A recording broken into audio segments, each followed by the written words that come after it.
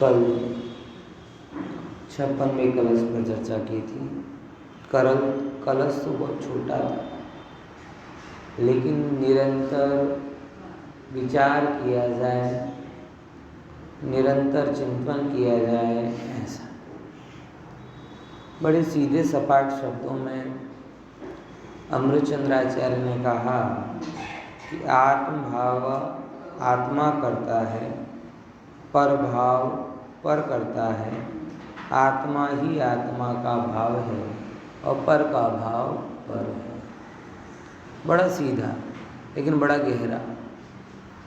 जब जब भी आपको कर्तृत्व का ज्वर बढ़े, तब तब आपको, हमको, सबको यही सोचना विचारना योग्य है। आया कि नहीं आया? देखो, ये अपन ने कल पढ़ा था। अब एक ये काउंस में लिखा है जो अगले विषय पे जाने के लिए ज़रूरी है, उसको अपन पढ़ के आगे बात को बढ़ाते हैं। देखो, पर द्रव्य न मड़ी गयो न बताना 160। पर द्रव्य न कर्ता कर्मपणानी मान्यता ने अज्ञान कहीने एम કહ્યું કે જે એવું માને તે મિથ્યા દ્રષ્ટિ છે। કેવું માને? કે પરમાં કર્તા કર્મપણું માને એ મિથ્યા દ્રષ્ટિ છે। ત્યાં આશંકા ઉપજે છે કે ભાઈ જેને માનવાની વાત કરી છે ये वस्तु केवी आगे की गाथाओं के साथ जोड़ रहे से। अचानक बीच में ये दो प्रकार का मिथ्यात्व आ गया, ये कहाँ से आया? तो उसके लिए एक बीच में बोला कि जिस मिथ्यात्वादी के बारे में हम विचार कर रहे हैं वो मिथ्यात्वादी है कैसा? तो बताते हैं कि त्या आशंका उपजे छे कि ये मिथ्यात्वादी भावो शी वस्तु छे, कहीं कहीं एने छे स्वरूप छे जो तेमने जीवना परिणाम कहेवामां आवे तो पहला रागादी भावों ने पुद्गलना परिणाम कया हता ते कथन साथे विरोध आवे। बोलो, पहले रागादी कहाँ गए? व्याप्य व्यापक और वो क्या कहते हैं प्राप्य विकार निर्वृत्य, सबके साथ में क्या सिद्ध किया कि ये सब पुद्गल है। ठीक है ना? वो सब याद है ना आपको जो अपन ने चर्चा की थी कि जितने भी योग हैं वो सब कैसे पुद्गल के हैं, पुद्गल के हैं। तो अगर आप ये कहते हो जीव के हैं तो पुद्गल के साथ विरोध आएगा, पुराने कथन के साथ। अने जो पुद्गलना परिणाम कहेवामां आवे, मात्र पुद्गलना कहेवामां आवे तो जेमनी साथे जीवनो काई प्रयोजन नहीं तेमनु फल जीव केम पावे? स्वाभाविक बात है। अगर पर हैं तो राजकोट में बारिश हो तो अहमदाबाद वालों को क्या फर्क पड़े? बराबर बात समझ में आएगी। दूसरे के पेट में जाए तो मेरे पेट में थोड़ी कुपच होगा। मतलब कहीं ना कहीं अगर इसका संबंध है तो जीव के साथ संबंध होगा। तो दोनों बातें यहाँ बताई जा रही हैं कि सर्वथा में मामला उलझ जाता है। सर्वथा जीव के मानो तो भी समस्या है और सर्वथा पुद्गल के मानो तो भी समस्या है।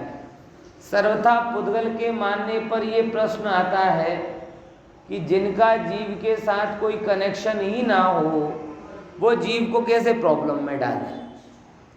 और सर्वथा क्या कहते हैं जीव का माने तो जो पहले आपने बताया कि ये पुद्गल के हैं उसके साथ में विरोध आता है।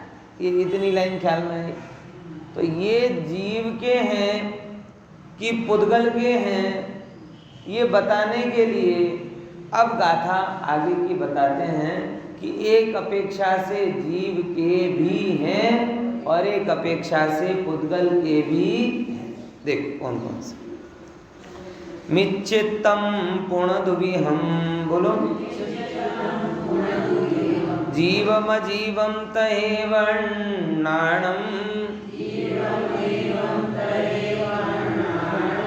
अविरति जोगो मोहो कोहादिया इमे भावा। पढ़ो।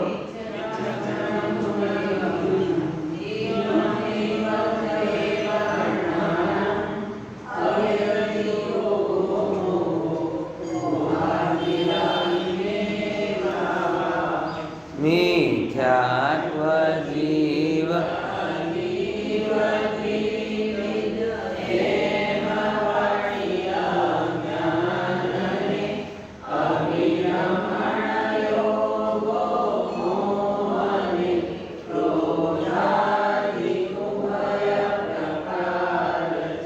देखो क्या कहते हैं।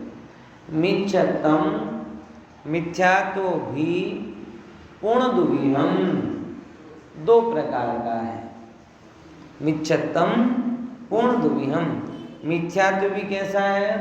दो प्रकार का है। जीवम अजीवम, एक जीव मिथ्यात्व, ऐसे अजीव मिथ्यात्व। बराबर ख्याल में समझे कि नहीं समझे कि मिथ्यात्व दो प्रकार का है, जीव मिथ्यात्व और अजीव मिथ्यात्व। अभी आगे टीका में बहुत सुंदर दृष्टांत इसके लिए दिया। तहेवर्णाणम, अज्ञान भी उसी प्रकार से दो प्रकार का है, जीव अज्ञान और अजीव अज्ञान। बराबर। अब मिथ्यात्व की चर्चा तो कर ही दी। अविरति, योग, मोह और क्रोध आदि, ये बाकी जो कर्म बंध के कारण हैं, ख्याल में है ना। मिथ्यात्व, अविरति, प्रमाद, कषाय, योग, ये भी दो प्रकार के हैं।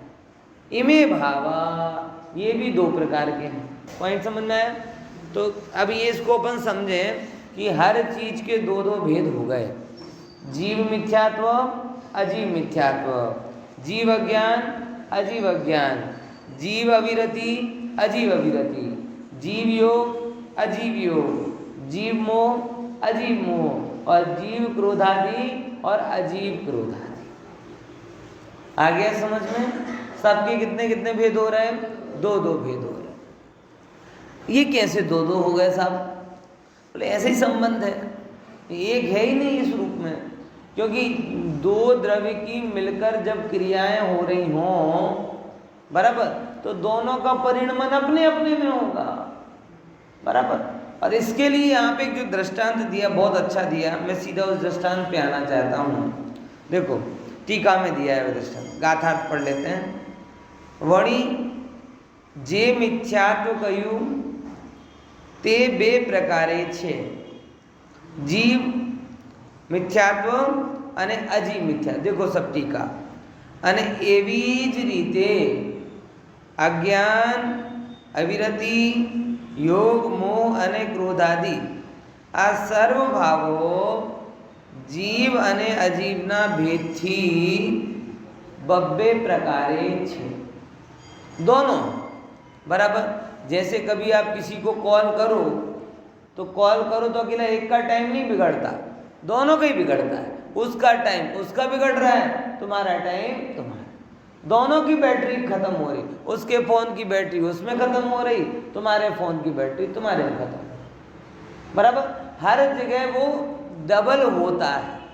ऐसे ही यहाँ पर भी डबल हो रहा है कि एक हिस्सा जीव में जा रहा है और एक हिस्सा अजीब। तो ये कैसा हुआ? सब कन्फ्यूजन नहीं होता क्या? कभी जीव वाला अजीब में आ जाएगा, अजीब वाला जीव में आ जाएगा। हम लोग को होते ना कि भाई दो लोग हैं, पार्टनर हैं, तो कभी इसका इसमें से गड़बड़ी हो जाती है, उसका उसमें गड़बड़ी हो जाती है? बोलो विचार करके देखो, होता है कि नहीं होता है ऐसा? तो फिर ये जीव वाला हिस्सा अजीब में आ जाएगा तो जीव जड़ हो जाएगा। अरे समझ में आया कि नहीं? और मतलब अजीब जड़ हो, जीव हो जाएगा, और अजीब वाला हिस्सा जीव में आ जाए तो जीव जड़ हो जाएगा। तो ये तो जीव अजीब तत्संबंधी भूल है। बहुत कंफ्यूजन है भैया, बहुत कंफ्यूजन। क्लियर करके बताओ कौन जीव में है, कौन अजीब में है? इतना अच्छा दृष्टांत दिया अमृतचंद्र आचार्य ने कि सारी कन्फ्यूजन दूर हो जाए, और नित्य अनुभूत दृष्टांत है। मैं चाहता हूँ कि आप लोग अपने आप को रोज आईने में देखते हो। अमृतचंद्र आचार्य ने तो कभी कभार देखा होगा, लेकिन वो कभी कभार देखने पर भी उन्होंने ऐसा वस्तु का सिद्धांत निकाला कि जो हमें रोज आईना देखने में मदद करेगा। है मोर का दृष्टांत है कि जैसे दर्पण में दिखने वाला मोर और यथार्थ का मोर, वो दर्पण में दिखने वाला मोर दर्पण का ही है और यथार्थ का मोर यथार्थ का है। मोर से तो मैं बाद में आऊँगा, मगर एक बात कहना चाहूँगी, हम जब जब भी आईने में देखें तब तक आपको ये लगना चाहिए, फोटो में देखें, कैमरे में देखें, कि ये जो दिख रहा है वो मैं नहीं। अरे मेरी आत्मा तो दिखती नहीं, लेकिन मेरा जो शरीर दिख रहा है वो शरीर भी दर्पण का है, मेरा समझ में आया? वो शरीर भी किसका है? दर्पण का। जो चित्र आ रहा है वो चित्र भी कैमरे का है, मेरा अब भले ही फिर वो चाहे कितना मेगापिक्सल वाला चित्र हो, चाहे कितना कैमरे वाला चित्र हो, कुछ भी हो, लेकिन वो मेरा नहीं। अरे लोग तो दर्शन भी करने जाते ना तो ऐसे करते हैं, मोबाइल में दिख रहे भगवान वो मोबाइल के यथार्थ के नहीं है। लोगों की आजकल बड़ी चिंता होती है, नई जगह जाएंगे दर्शन बाद में करेंगे, फोटो पहले निकालेंगे।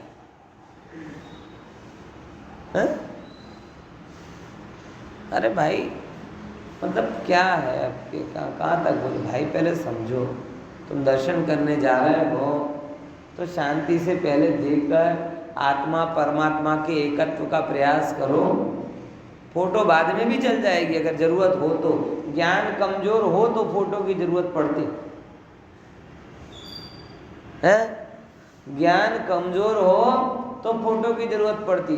अगर आपका ज्ञान निर्मल है तो आपके दिमाग में उनकी छवि हमेशा अंकित रहे। अरे भाव पूर्ण दर्शन तो करो एक बार, भावों में तो लोक जानने की ताकत है। एक प्रतिमा तुम्हारे दिमाग में शेव नहीं हो सकती क्या? ना पण એ ભાવોનો સ્ટેટસ થોડી મુકાય, અમને તો સ્ટેટસ મૂકવા માટે તો મૂકો, આ તો શું છે મૂકો। અને આ સ્ટેટસ મોબાઈલનો સ્ટેટસ નથી, મોનો સ્ટેટસ છે। શેનો સ્ટેટસ છે? મોનો સ્ટેટસ છે। તમને એમ લાગે કે હું મોબાઈલમાં મારો સ્ટેટસ મૂકું છું, ના, તમે મોબાઈલમાં મોનો સ્ટેટસ મૂકો છો કે જો હજી કાચો પડ્યો નથી, એવો ને એવો જ છે। हाँ खैर अभी इसमें तो क्या कहें, बहुत सारे न्यूसेंस आ गए हैं, लेकिन जीव एक आभासी दुनिया में जी रहा है, अंगत क्षण जाहिर कर रहा है, भक्ति के क्षण स्टेटस में रख रहा है, हर चीज स्टेटस हो गई है? हर चीज मतलब धर्म भी स्टेटस हो गया, कर्म भी स्टेटस हो गया है। आप कहीं गए, दोनों व्यक्ति घूम रहे हैं, वो भी स्टेटस हो गया।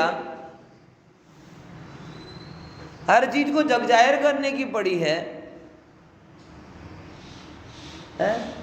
समझ में आया?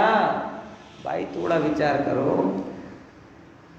ये पद्धति है ना, ये पता नहीं अब क्या होगा इसका, लेकिन आप समझो, हर चीज आपको सबको बताने की जरूरत नहीं है।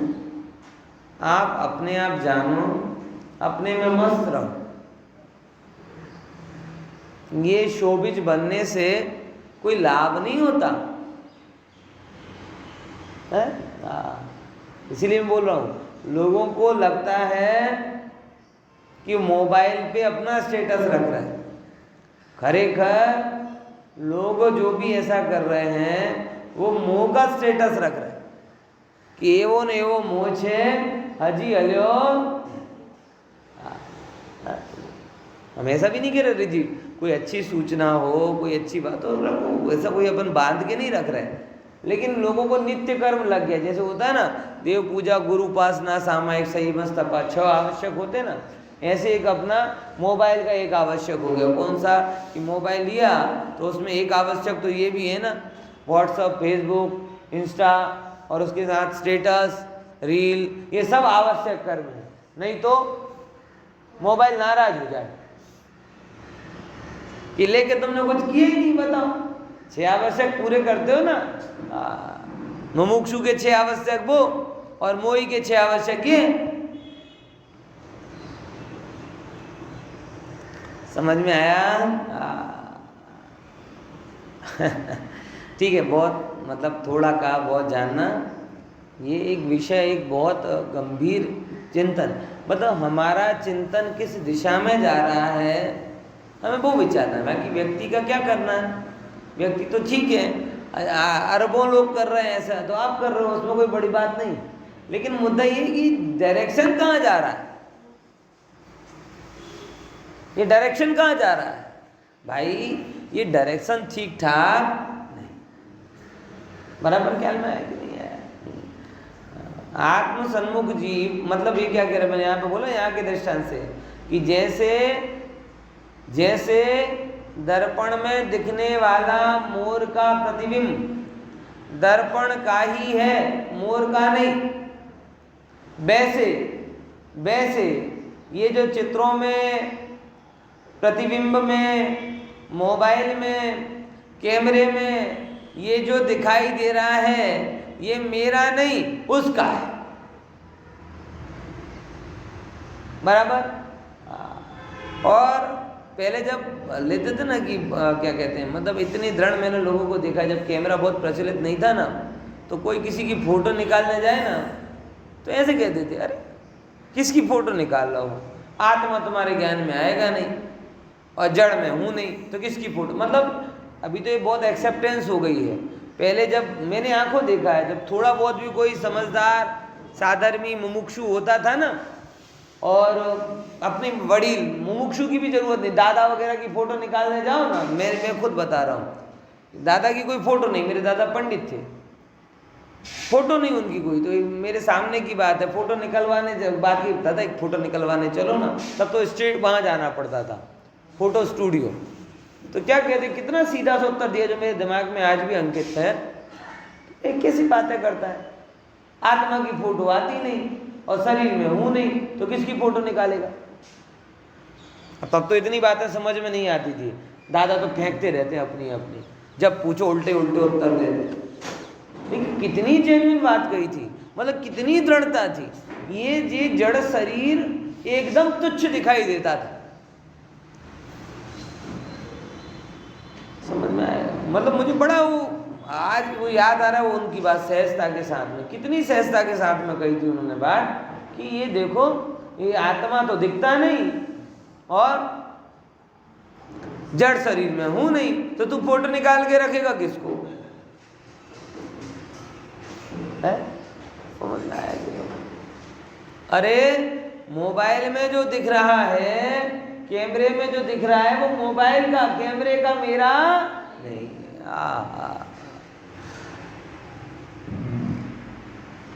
समझ में आया? इसीलिए यहाँ को थोड़ा समझो और विचारो कि जहाँ मैं नहीं होना चाहिए वहाँ मैं हो रहा हूँ, इसीलिए मैं अपने आप को खो रहा हूँ। सीधी सी गणित।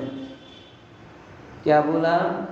जहाँ मैं होना चाहिए वहाँ मैं हो रहा हूँ, जहाँ मैं नहीं होना चाहिए वहाँ मैं हो रहा हूँ। मैं कहाँ नहीं होना चाहिए था? कि शरीर में नहीं होना था, मुझे रागादि भावों में नहीं होना था, पर में नहीं होना था, पर्यायों में नहीं होना था। तो जहाँ मैं नहीं होना चाहिए वहाँ मैं हो रहा हूँ, इसीलिए रोज रोज मैं अपने को खो रहा हूँ। क्यों खो रहा हूँ अपने से? अपनी जगह आए तो मिले अपने से, अपने में आए नहीं। दर्पण के मोर को अपना मान रहा है, हाँ देखो टीका पढ़ता हूँ, बहुत अच्छे उदाहरण है। हाँ टीका, मिथ्या दर्शन, अज्ञान, अविरति इत्यादि जे भावो छे ते प्रत्येक भावो केवा छे? मयूर अने दर्पणनी जेम। શેની જેમ? મયુર અને દર્પણની જેમ અજીવ અને જીવ વડે ભાવવામાં આવતા હોવાથી અજીવ પણ છે અને જીવ પણ છે। શું કીધું? ये अजीब मयूर और दर्पण का दर्शन, मोर और दर्पण, मोर और दर्पण कि जैसे दर्पण में झलकने वाला मोर और रियल मोर ये एक है कि दो है? एक है कि दो? अगर आप बोलो एक है तो पहला मोर तो 6 फीट की जगह में आता है और ये मोर अपन कहते ना मेरी फोटो, ये मेरी फोटो है बराबर। अब मेरी फोटो है, मैं तो हूँ 65-70 किलो का बराबर। अब फोटो कितनी फूक मारो तो उड़ जाए, तो मैं तो डटा रहने वाला हूँ और ये उड़नछू है, तो मैं कैसे हो गए? तो मेरी फोटो है कि नहीं है? बोलो मेरी फोटो मेरे वॉलेट में है, मेरी फोटो। ये आश्चर्यकारी नहीं लगता कि अगर मैं बाहर दिख रहा हूं तो मैं वॉलेट में कैसे आ गया? यानी ख्याल मेरा एक दिख रही, एक सी दिख रही है लेकिन एक नहीं, दो हैं। वो फोटो कागज की है, वो मोबाइल का चित्र प्रोग्राम का है और दर्पण में झलकने वाला जो प्रतिबिंब है वो दर्पण का है। एक का प्रतिबिंब है, स्वरूप नहीं है ऐसा। आएगी नहीं बात समझ में?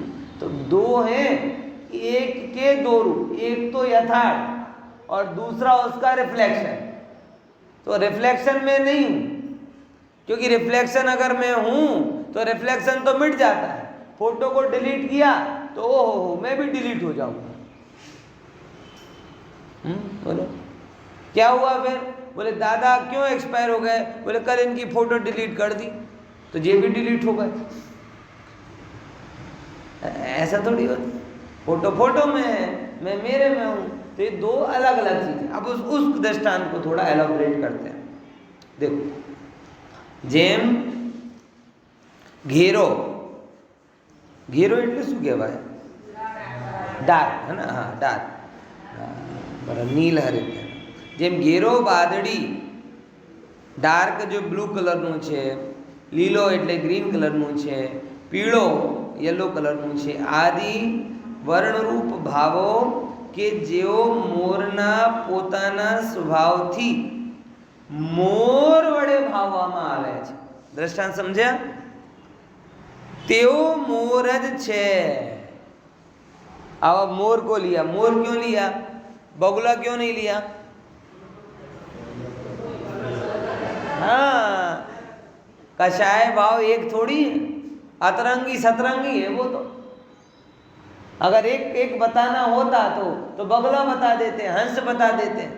ये कषायों की करामात, और सच में ये कितनी गजब करामात है। कभी आप एक मोर पंख को देखो ना तो आपको लगे कि कितना कॉन्ट्रास्ट कितना जोरदार होता है। गहरा बादली कलर होता है, फिर हरा कलर होता है, एक में इतने जीणे जीणे कलर के शेड्स आते हैं कि वो ऐसे ही थोड़ी आकर्षक बन जाता है। ख्याल में है कि नहीं है? तो जो मोर में जो इतने कलर्स दिखाई दे रहे हैं, कौन कौन से? हरे पीले नीले जो भी हैं, वो सारे कलर किसके हैं? मोर के ही, बराबर। इससे ज्यादा, मोर से ज्यादा कलरफुल प्राणी कोई दूसरा नहीं। इसीलिए तो सुंदरता का प्रतीक माना जाता है और इसीलिए तो उसे अपने राष्ट्रीय पक्षी कहा जाता है। समझ में आया कि नहीं है? हमें उसकी सुंदरता से क्या लेना? हमें तो मोर का एक गुण दिखाई देता है कि जैसे अजगर में बड़े से जगह चंदन का वृक्ष हो ना और उसमें अजगर होते हैं बड़े बड़े, ये किसी की आवाज से ढीले नहीं पड़ते, लेकिन वहीं आकर एक मोर का टहुक सुनाई दे टहुको तो सबके बंधन ढीले हो जाते हैं। तो हमें तो मोर का अतरंगी गुण दिखाई नहीं देता, हमें तो मोर के दो गुण दिखाई देते हैं। एक गुण तो ये कौन सा कि जैसे ही उसका टहुका हुआ तो अजगर ढीले पड़ गए, ऐसे ही ज्ञान के मोर का जब टहुका होता है तब कषाय और मोह के जितने भयंकर अजगर हैं वो ढीले पड़ जाते हैं। हमें तो मोर में ये खूबी दिखाई देती और किसी से तो इसीलिए। और दूसरे नंबर की बात, उसको इतने सुंदर पंख हैं तो भी उसको छोड़ने में संकोच नहीं करता। क्या बोला? बोलो। दुनिया के सारे पक्षियों में सबसे सुंदर पंख किसके होते? मोर के होते हैं। लेकिन एक चीज बड़ी अच्छी है मोर की कि उसे पंख जब नड़तर रूप लगने लगते हैं तो एक क्षण का संकोच नहीं करता और सारे पंखों को छोड़ देता है। ये भी नहीं सोचता कि मैं कैसा लगूंगा, मेरी तो इमेज ये है, मेरी पहचान ये है, मैं छोड़ दिया तो बेढंगा मोर कैसा लगता है। अब इसका सिद्धांत क्या है? आपको ये जो भूगोल में पढ़ाया जाता है ना, ये आपका ये राष्ट्रीय चिन्हों के पीछे एक सांस्कृतिक धार्मिक वारसा है। कमल राष्ट्रीय फूल क्यों है, मोर राष्ट्रीय पक्षी क्यों हैं, ये आध्यात्मिक वारसा को बताता है जो आपको किताबों में नहीं पढ़ाई जाती, क्योंकि किताबों में उससे कोई लेना देना नहीं है। बराबर। अभी कमल को भी साथ साथ में ले लेंगे, अभी मोर का बता दो पॉइंट से लिया है उसे राष्ट्रीय पक्षी, बाकी अपने को और ज्यादा सुंदरता है इसके कारण राष्ट्रीय पक्षी है ऐसा दुनिया मानती होगी। लेकिन हम तो ऐसा मानते हैं कि सुंदर होने के बावजूद भी वो उसे छोड़ने में सेकंड नहीं लगाता, इसीलिए वो राष्ट्रीय पक्षी है। ऐसे ही लोग कहते हैं जैनों के पास पैसा ज्यादा है इसलिए श्रेष्ठ हैं। हम कहते इसके लिए नहीं, सबसे ज्यादा धनवान होने पर भी धन को छोड़ने में सेकंड नहीं लगाते, ये जैनत्व की महानता है। सारा जगत जिन भोगों पे लुप्त हो रहा, सारा जगत जिस धन वैभव पे पड़ा हुआ है, और ये भारतीय संस्कृति कैसी, ना केवल जैनों में, हर परंपरा में राजे महाराजे सब ने, चाहे बौद्ध हो चाहे हिंदू परंपरा हो, सब में किसकी इंपॉर्टेंस दी कि ये मोर के पंख थे, जगत को अच्छे लग रहे थे। लेकिन मोर को जब नड़तर रूप हुए, आपको पता है मोर कब पंख छोड़ता है? नहीं पता कब छोड़ता है? बोलो। हाँ बोलो। उनाड़ा आवे कि ताप વધે ને તો એનાથી પરસેવો થાય। શું થાય? પરસેવો થાય। અને પરસેવો થાય છે ત્યારે લાગે ઓહો આ તો મારી સ્વતંત્રતાના બાધક। એના સંયોગથી શું થાય છે? મને પરસેવો થાય, મને નડતર રૂપ થાય, ઓહો તરત જ છોડી દે છે। એમ જ્ઞાની જ્યારે એમ વિચારે કે આ એ બધા સંયોગ ધન વૈભવ એ બધા મારી આત્માના અનુભવનમાં બાધક બની રહ્યા છે। હું આત્મા સ્વાધ્યાય કરવા બેસું, દુકાનથી ફોન આવી જાય, હું સ્વાધ્યાય કરવા બેસું, આત્માનું ચિંતન કરું, પરિવારના વિકલ્પ આવી જાય, ઓહો એ તો બધા મારી આત્માનું ભવનમાં બાધક છે, તરત જ છોડી દે છે।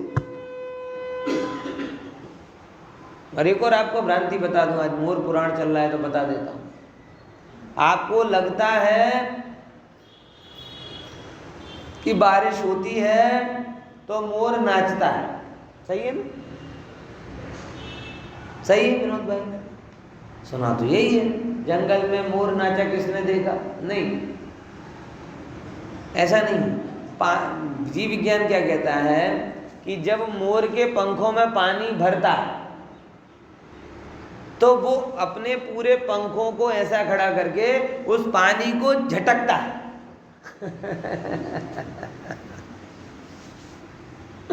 अब अपन कपड़े को ऐसे नहीं करते फट करके, हैं? तो एक्चुअल में जो तुम्हें नाचना दिखता है वो उसकी धुलाई हो रही है। समझ में आ रहा है कि नहीं आ रहा?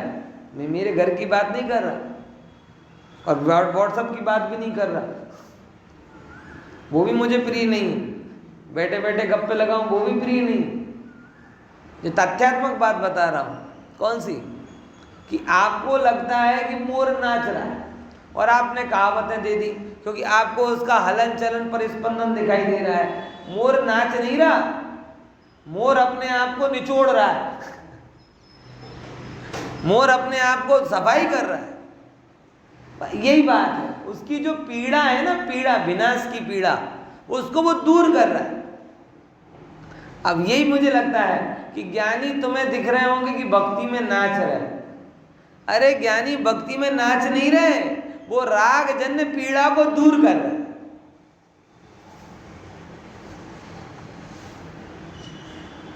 समझ में आया? समझे कि नहीं समझे? अब अपने को पीड़ा आती कहाँ है, अपने को मजा आ रहा है। भक्ति का क्या सर्वार्थ सिद्धि में क्या परिभाषा दी? तीव्र राग ज्वर के निवारण के लिए परमात्मा की भक्ति करना। क्या बोला? तीव्र राग ज्वर के, जैसे राग बुखार होता है कड़वी दवाई खा लेते हैं, बराबर ऐसे तीव्र राग का उदय होता है। अगर उस राग के उदय में परमात्मा की शरण ना ले तो भोगों में चले जाए। इसीलिए तीव्र राग के निवारण के लिए क्या करते हैं ज्ञानी? भक्ति करते हैं। समझ में आया? तीव्र राग ज्वर के निवारण के लिए भक्ति करते हैं। अब तुम्हें लग रहा है कि भक्ति में नाच रहे, वो कहते हमारा तो बुखार तेज है, हम तो बुखार को कंट्रोल कर रहे हैं। हमें बुखार में रहना में अच्छा नहीं लगता, निरोगी होकर आत्मा में रहना अच्छा लगता है, स्वस्थ होकर आत्मा में रहना अच्छा लगता है। लेकिन क्या करें, तीव्र हृदय है और तीव्र हृदय के कारण अपने में जमना नहीं हो पा रहा। तो पंच परमेष्ठी की भक्ति के द्वारा हम उस राग को क्या कहते हैं, डाइल्यूट करने की कोशिश कर रहे हैं, कम करने की कोशिश कर रहे हैं। अब बताओ, हम जब जब भी भक्ति में नाचते हैं तो हमारा क्या भाव होता है? हमें वही लगता है जंगल का मोर नाचा। अब मोर नाचता ही नहीं है, अपने आप को निचोड़ता है,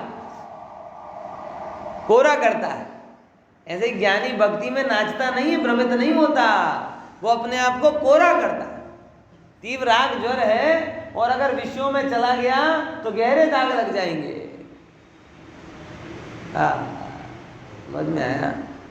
एक्चुअल में जैन धर्म में ऐसी ही भक्ति मान्य है, बाकी कोई भक्ति का स्वरूप मान्य है ही नहीं। तो भी अन्य अन्य धर्मों की भांति जैन धर्म में भी भक्ति के साइड इफेक्ट आ गए। अन्य अन्य धर्मों में जैसे नाच गान की पद्धति बढ़ गई, वैसे हमारे यहाँ पे भी बढ़ गई। वेद ज्ञान की पद्धति हमारे यहाँ पे, यह नाच गान की पद्धति नहीं। समझे कि नहीं समझे? लेकिन नहीं समझ पा, वो क्या है, मजा आता है। एक्चुअल में क्या है, रागी जीवों को राग की क्रियाएं बाय डिफॉल्ट अच्छी लगती। क्या बोला? रागी जीवों को राग की क्रियाएं कैसी लगती हैं? तो उनकी फ्रीक्वेंसी मैच हो जाती है। और उसी चीज को अगर धर्म का नाम दे दिया जाए तो और मजा आता है। फिर कोई कुतर्क भी कर देता है कि यहाँ नहीं करेंगे तो दूसरी जगह जाके भक्ति करने लगेंगे, तो उनको अटकाने के लिए तो यहाँ गरबा करा दो। है। तो दूसरे के कुएं में मरे चाहे अपने कुएं में मरे, मरना तो मरना है।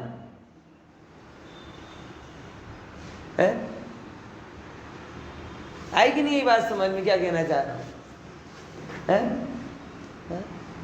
अरे मरे तो कम अपने कुएं में मरे, अच्छी बात है। तुम मरने की बातें क्यों करते हो? जीवन का ऑप्शन नहीं है क्या? बराबर ख्याल में आया कि नहीं आया? मैं तो सब जगह ये बात कहता हूँ। अपने मुमुक्षु मंडलों में भी अभी कहने की बड़ी जरूरत पड़ गई, क्योंकि ट्रैक थोड़ा डाइवर्ट हो रहा है। उड़नछू मुमुक्षु ज्यादा हो गए। कैसे? मुमुक्षु उड़नछू, और उड़नछू मुमुक्षुओं को क्या अच्छा लगेगा?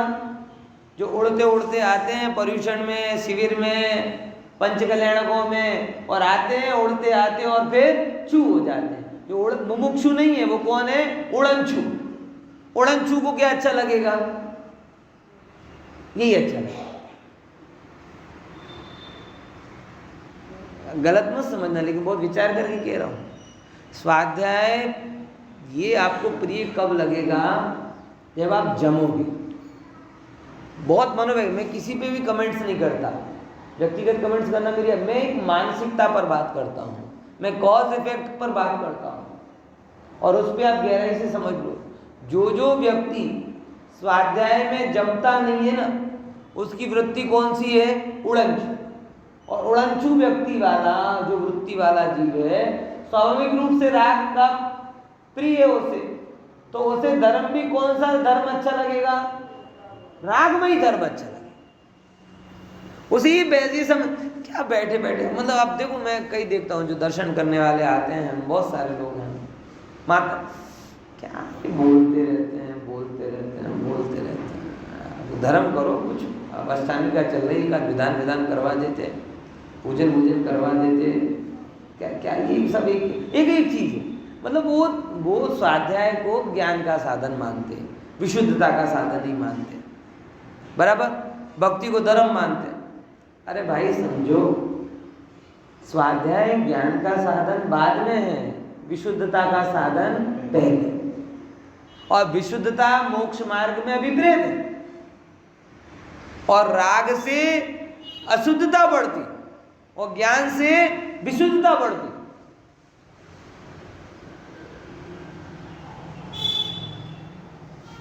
इसीलिए जिनमें जमने का सामर्थ्य नहीं है ना, जो मैं तो स्पष्ट मानता हूं कि जो शास्त्रों में नहीं जम पाया वो आत्मा में कैसे जमेगा?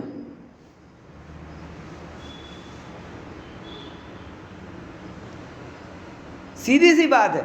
जब यहाँ पूरी मतलब क्या है ना कि वो अपन बुक पढ़ते ना, वो एक तो टेक्स्ट बुक होती है और गाइड होती है, तो जो गाइड से ही क्वेश्चन आंसर याद नहीं कर पाया वो टेक्स्ट बुक से क्या करेगा? शास्त्र तो गाइड है और मेन कंटेंट आत्मा है। तो जो सुलभ की हुई वस्तु है ऐसे शास्त्र, उसमें ही तुम जब अपने जमने रमने का सामर्थ्य नहीं विकसित कर पा रहे, जहाँ सुनने वाला है, सुनाने वाला है, बराबर दृष्टांत है, टकोर है, शास्त्र का अवलंबन है, सब है, तो उसमें नहीं जम पा रहे, उड़नछू बन के घूमते रहते हो, तो वो आत्मा में कैसे जम पाएगा? और वो धर्म तो कर रहे, वो धर्म नहीं कर रहा, वो राग में जमा है। किस में जमा है? राग में। धर्म में जमा ही नहीं, अशुद्धता में जमा है, शुद्धता में जमा ही नहीं। इसीलिए विचार में ना बहुत गहरी बात है, ये सब समझना थोड़ा गहराई से, कि आप सबको इसमें जमने का पुरुषार्थ डेवलप करना, इसे नित्य कर्म के रूप में स्थापित करो, तब जाकर क्या होगा कि ये यहाँ पे अच्छा लगने लगेगा। अब जब ये अच्छा लगने लगेगा तब जाके वो राग जन्य अशुद्धता दूर होगी।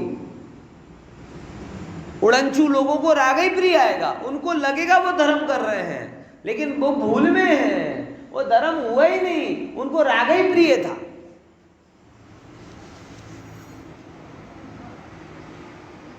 समझ में आया? हाँ, जो धर्म के मार्ग में जाते हैं उनको भी भक्ति होती, निषेध नहीं है, लेकिन उनकी भक्ति कैसी होती? सर्वार्थ सिद्धि में लिखा, कैसी? हाँ, तीव्र ज्वर के निवारण करने के लिए। जैसे जंगल में मोर का जिसे तुम नृत्य कहते हो वो मोर का नृत्य नहीं है, मोर की पीड़ा का निवारण है। मोर अपने आप को कोरा कर रहा है और उसे हम कहते हैं कि वो नाच रहा है, नाच रहा है, नाच रहा है। नाचता नहीं है मोर, समझे? हाँ, तो तीसरी विशेषता मोर के राष्ट्रीय पक्षी बनने की कैसी, कि वो अपनी तकलीफ का निवारण करने का निरंतर प्रयास करता है। बताओ जरा, तीनों बताओ। मैं इसलिए बोल रहा हूँ, ये आपको जनरल नॉलेज की बुक में नहीं मिलेगा। ये आध्यात्मिक वारसे हैं भारत के, जो जो जो यूनिवर्सिटी में नहीं पढ़ाए जाते हैं, बाकी तो सुंदर है ऐसा बता। इससे हमें क्या लेना देना है? बोल, कौन कौन सी 3 बातें बोली? पहले नंबर की बात है, नहीं, पहले नंबर की बात, और पहले की बात, हाँ, तो जे मोना टौका थी अजगर ढीला पड़ी जाए ए मोनो टौको ज्ञानना टौकारનો પ્રતીક છે। એ જ્ઞાનનો ટૌકો આવે તો શું થાય? કશાયો। બીજા નંબરની વાત बोलो। मोर सुंदर है इसलिए राष्ट्रीय पक्षी है? नहीं है। तो क्यों है? कि इतना सुंदर, इतना रमणीक होने पर भी छोड़ने में 1 सेकंड नहीं लगा था। मुद्दा ये संस्कृति को बताता है कि यहाँ राजे रजवाड़े थे, बड़े बड़े मतलब जैनों में ही नहीं, चंद्रगुप्त मौर्य अगर यहाँ पे हुए तो शैवों में भी अनेकों राजाओं ने दीक्षा ली, बौद्धों में भी अनेकों राजाओं ने दीक्षा। मैं एक राष्ट्रीयता की बात कर रहा हूँ, जैन धर्म में तो है ही, मतलब सब जगह ऐसे ऐसे थे राज ऋषि। ये राज ऋषि कहीं दुनिया में नहीं हुए, भारत में हुए, और आश्चर्य की बात हर धर्म में हुए। कि पूरा राजपाट जिसके लिए जगत लालायित होता है, भारत भूमि ऐसी है जहां छोड़ने में लोगों ने, ये मोर की बताता है कि सुंदर हैं, अच्छे हैं, लेकिन जैसे ही मुझे इनसे परसेवा होने लगे तो मैं इनको बहन नहीं करूंगा, छोड़ दूंगा। ये चीज है। गुरुदेव श्री याद आते हैं, स्वाध्याय मंदिर बना, बराबर, लोगों ने कहा कि साईं बाबा रुका दो, स्वाध्याय મંદિર બની ગયો તો માટે તમને મને અહીંયા રોકી લીધું છે, એમ નથી, ગમશે તો રહીશ, નહીં તો એ હાલ તો થયો। ये ओपनिंग में बात कह रहे हैं, क्लोजिंग में नहीं। हाँ, तीसरे नंबर की बात कौन सी? कि अपनी जो पीड़ा है उसका निवारण करता है। ऐसे ही ज्ञानी वह है जो अपनी रागजन्य पीड़ा का निवारण करता है, बराबर। चल, बीच में एक और बात आई है तो कहते, कमल के बारे में क्या बोला था? चलो वो बाद में, कमल को बाद में लेंगे। वो भाजपा का चिन्ह नहीं, बस इतना समझ लो, वो भारत का चिन्ह है। और भारत में इसीलिए उसकी महत्ता दी है कि कमल का चिन्ह आध्यात्मिकता का जीवंत प्रतीक है। कि जैसे जल में रहकर, कीचड़ में रहकर वो उससे भिन्न रहता है, वैसे ये भारत के लोगों, आप आजीविका आदि के चक्कर में हो ही, आश्चर्य की बात नहीं है, लेकिन एक राष्ट्रीय पुष्प आपसे कह रहा है कि उसमें रहो, लेकिन उसमय मत रहो। घर में रहो तो घर गृहस्थी में तन्मय मत हो जाओ, ये आपको पसंद, बराबर ना। मोर से थोड़ी बात निकली तो यहाँ पे, चलो यहाँ पे अपन 2 मिनट और पूरा करते हैं, है ना। तो मोर में जो 4-5 रंग के कलर हैं, ये बता कोना छे? मोरना छे, दर्पणना નથી। હવે એમ દર્પણનું વાત કરે। હવે दर्पण में प्रतिबिंब रूपे देखाता। हवे जो एक वस्तु वहां दिखाई दे रही, एक वस्तु दर्पण में दिखाई, सेम टू सेम, पण घेरो वादड़ी, लीलो पीळो इत्यादि जे भावो जे दर्पणनी स्वच्छताना विकार मात्रथी दर्पण वडे भाववामां आवे छे, तेओ दर्पण ज छे। जैसे मोर का जो था आकार वो मोर का रहा, और जो दर्पण में दिखे वो किसका रहा? दर्पण का ही रहा, वो मोर का नहीं था। समझ में आया है? जो दर्पण के वो दर्पण के, और वो कैसे आए? मोर में तो प्रकृति जन्य आए, और दर्पण में मोर कैसे आया? एक सुंदर शब्द दिया, स्वच्छता विकार मात्र। હવે સ્વચ્છતા અને વિકાર તમને પેરાડોક્સિયલ લાગશે, તમને તો મલિનતા વિકાર દેખાય, પણ કે ના, એ જે પ્રતિબિંબ રૂપ વિશેષ કાર્ય થયો છે એમ વિકાર. વિકાર એટલે બગાડ નહીં, વિકાર એટલે વિશેષ કાર્ય. કેવો વિકાર થયો છે? સ્વચ્છતા પ્રતિબિંબ પડવા રૂપ વિકાર થયો છે. એનું કારણ કોણ? સ્વચ્છતા. कि जो दर्पण निर्मल ना हो तो ना देखा. काला दर्पण हो, आप काली वो लगा दो, आप देखो कुछ नहीं दिखाई देगा. ऐसे ही कर्म की भी जो अवस्था पड़ रही है वो उनकी विशिष्टता के कारण पड़ रही है. बराबर ना? इतनी चर्चा अपन करते हैं, सिद्धांत अपन कर ले. चलो पढ़ लेता हूँ.